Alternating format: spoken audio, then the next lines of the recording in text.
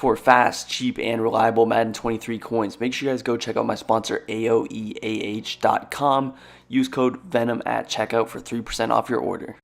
So guys, VENM here back with another video, and today we're going to be hopping into another Madden 23 defense. Today we're going to be running a blitz out of this nickel 3-3. It's going to be a blitz / coverage defense. It's going to be a different style of blitz though.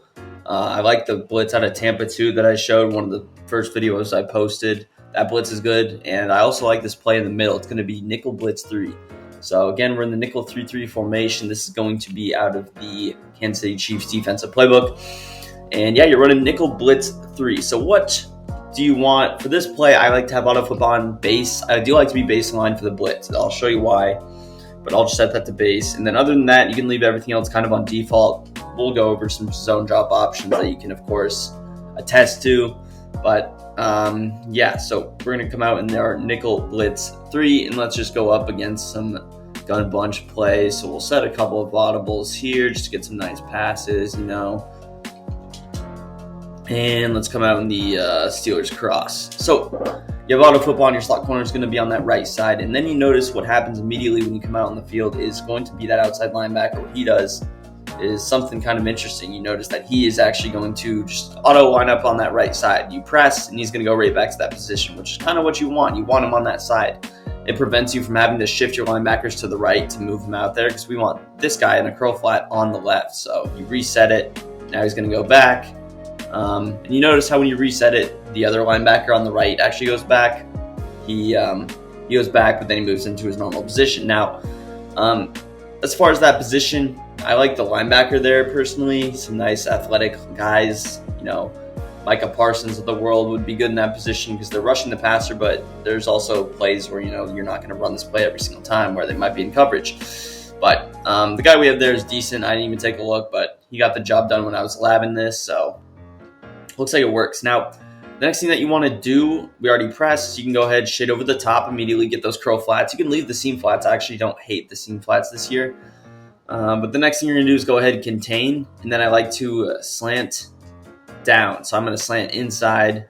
And the last thing you're going to do is kind of hover here with your user, snap the ball, and you see you're going to get one of these guys free. In this case, we get all 3. So you can see the power of the blitz just on first impression right there. Pretty dang good, you know.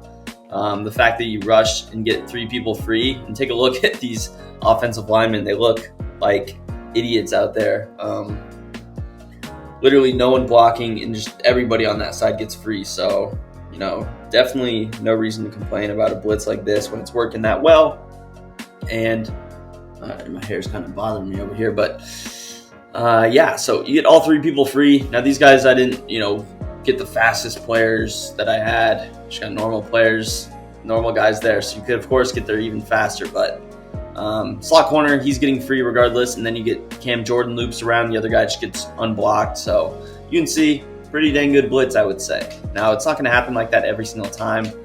But yeah, so you're just going to press. If you have your auto alignment to base, if you don't, you can just go ahead and, you know, base align.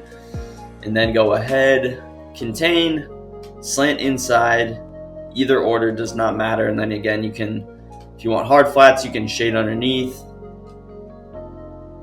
So yeah, you can really go with either there. So you have a couple of options, as you can tell. Again, this guy's on a blitz. You can't really see in the play art. I'm not sure why he's also a Saint in this game.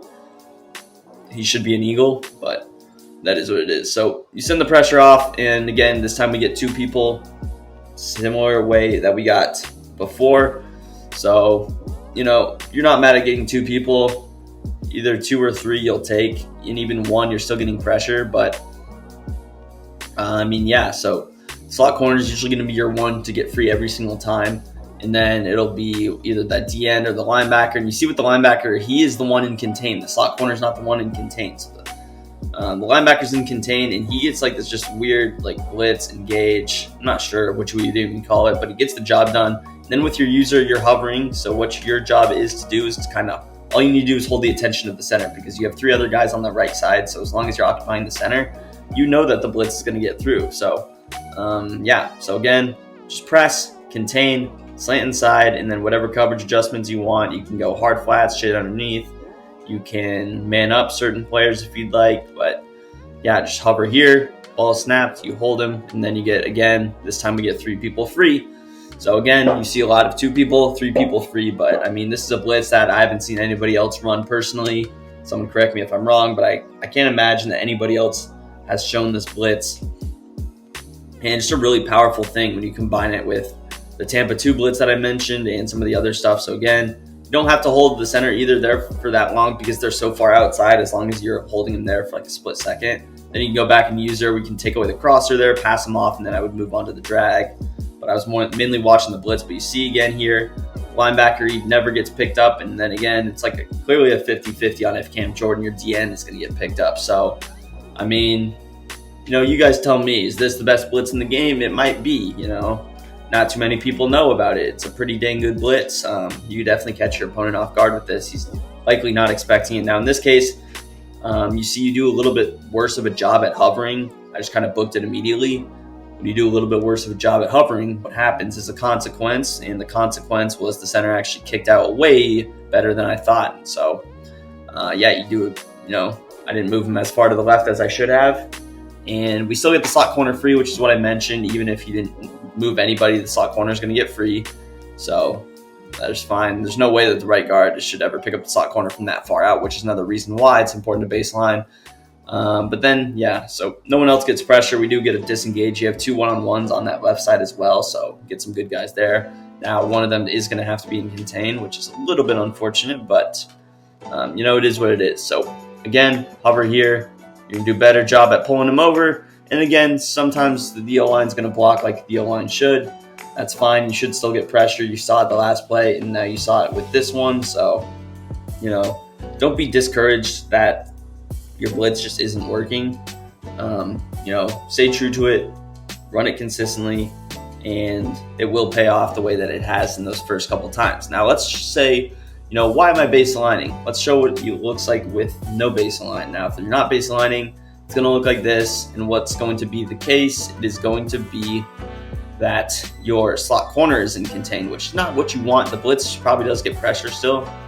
But you see, you know, everybody bunched up. I have enough time to throw it to anybody I want on the football field.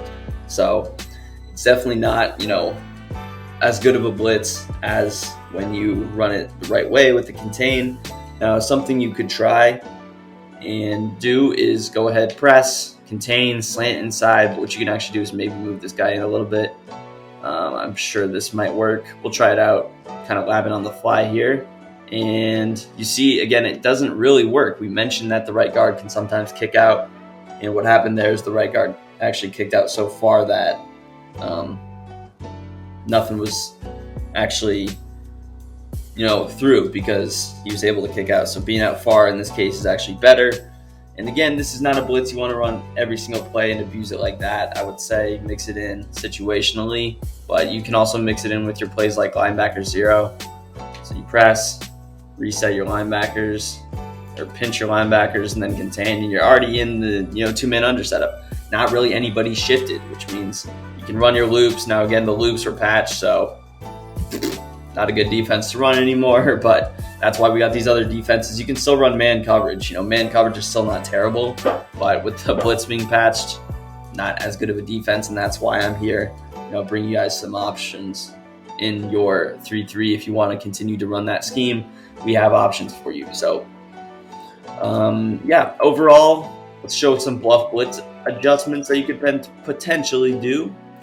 Now, if you want to bluff blitz, what you can do is maybe even try sending out A. So you could try putting this A linebacker in man coverage. We'll see if this blitz works. I highly doubt it will work, but it doesn't hurt to try.